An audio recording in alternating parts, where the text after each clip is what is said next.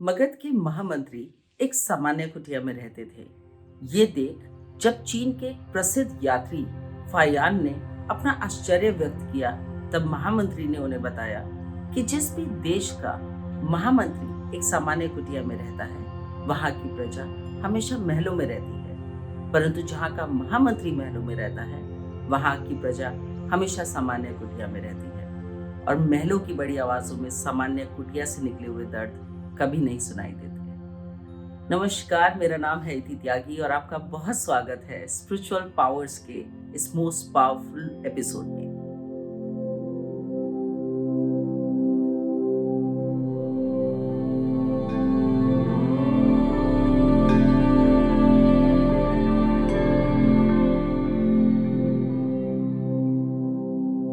आचार्य जनक के पुत्र विष्णुगुप्त आचार्य चाणक्य के नाम से बहुत प्रसिद्ध हुए।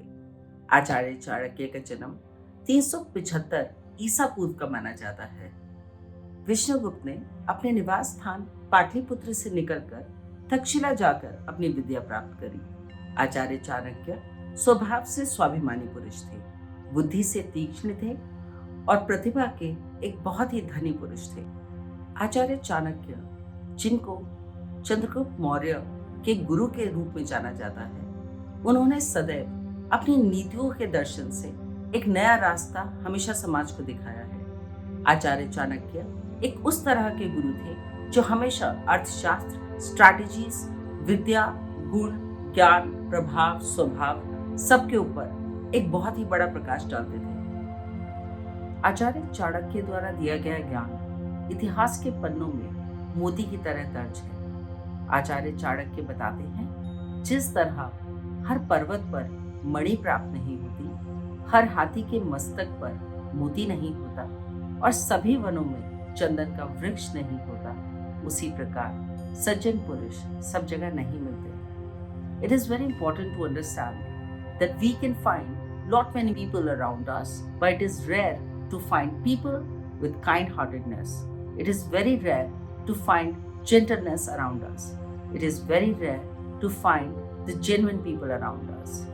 Often we have seen that in modern times we get completely mesmerized by the personalities, by the attitude, by the whole aura of a person. लेकिन आचार्य चाणक्य बताते हैं कि किसी भी इंसान का जो प्रतिभाशाली व्यवहार होता है, वो उसके अंतर्मन से निकल कर आता है। यदि पुरुष या स्त्री सज्जन है तो उनका बाहरी व्यक्तित्व काफी सज्जन होगा। चाणक्य के अनुसार नदी के किनारे स्थित वृक्षों का जीवन अनिश्चित होता है, क्योंकि नदियां बाढ़ के समय अपने किनारे लगे वृक्षों को सबसे पहले उखाड़ फेंकती हैं। उसी तरह जब किसी राजा के मंत्रिमंडल में बुद्धिजीवी लोग नहीं होते, तो राजा का जीवन काल हमेशा असुरक्षित रहता है। किसी भी राजा के लिए, किसी भी मंत्री के लिए या किसी भी प्रधान सेवक के लिए ये जानना बहुत जरूरी है कि जो भी उसके मंत्रिमंडल में लोग हैं, जो उसके सबऑर्डिनेट्स हैं, जो भी उसकी टीम है, वो कितने बुद्धिजीवी लोगों से भरी हुई है। अगर राजा इंटेलिजेंट लोगों से नहीं घिरा हुआ, तो उसके कार्यकाल में समय समय पर उसे बहुत सारी कठिनाइयों का सामना करना पड़ेगा। राजा के लिए बहुत जरूरी है कि समय समय पर उसे ऐसी चेतावनियां और उसे ऐसी ऐसी बातें पता लगती रहे जिसके लिए राजा खुद स्वयं प्रयास नहीं कर सकता। एक राजा का जीवन हमेशा कठिनाइयों से भरा होता है। राजा जब उच्च गद्दी पे बैठता है तो वो सबसे बड़ा सेवक होता है, वो प्रजा का पहला सेवक होता है। जब भगवान राम को राजगद्दी प्राप्त हुई तो गुरु वशिष्ठ ने उन्हें बताया कि उनका अब जीवन काल किस तरह का होने वाला है।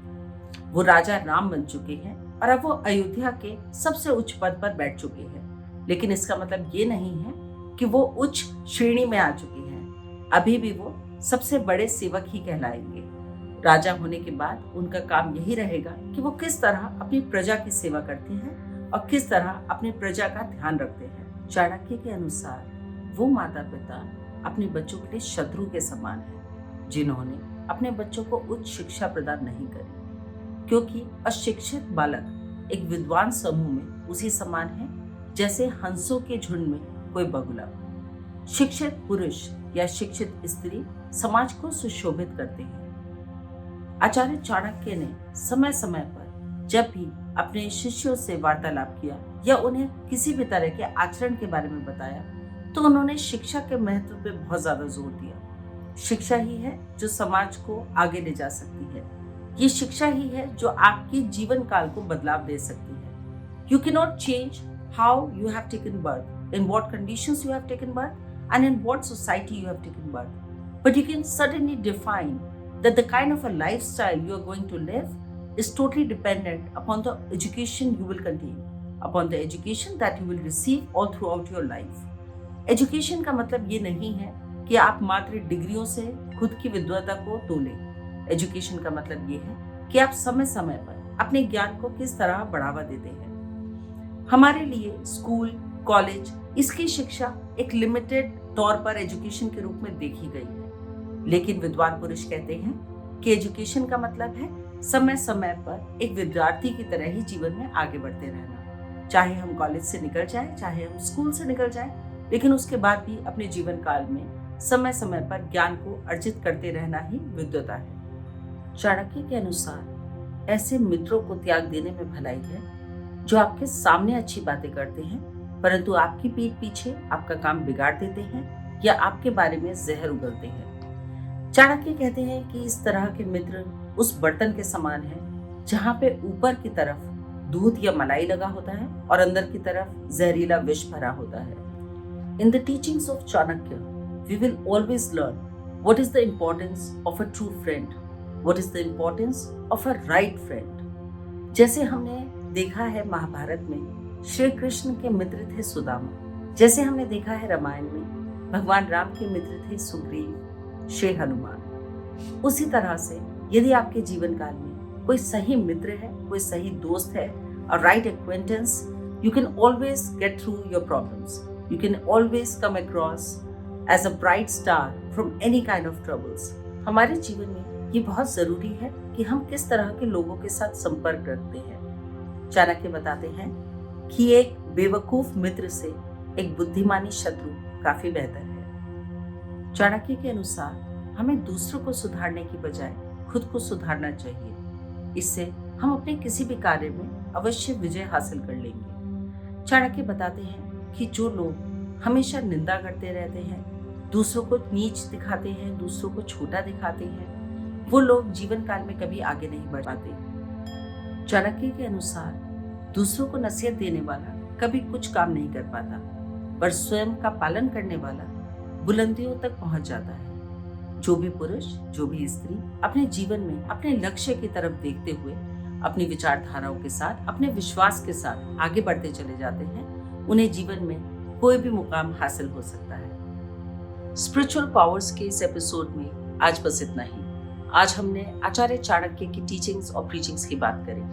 आचार्य चाणक्य एक महानायक की तरह सदियों में एक बार कभी जन्म ले पाते हैं। आचार्य चाणक्य जैसे गुरु इस धरती पर, चाहे वो भारतवर्ष हो, चाहे वो कोई और संस्कृति हो, उसमें जब भी जन्म लेते हैं कोई ना कोई योद्धा किसी सम्राट की कुर्सी पर जरूर बैठता है। आचार्य चाणक्य की इन टीचिंग्स को आज यहीं खत्म करते हुए हम आपसे विदा लेते हैं। हम आपसे अगली बार फिर मिलेंगे एक किसी बहुत खूबसूरत टॉपिक के साथ, किसी पावर के साथ, किसी स्ट्रेंथ के साथ और किसी मोटिवेशन के साथ। तब तक के लिए मैं दीदी त्यागी आपसे इजाजत चाहती हूँ। नमस्कार।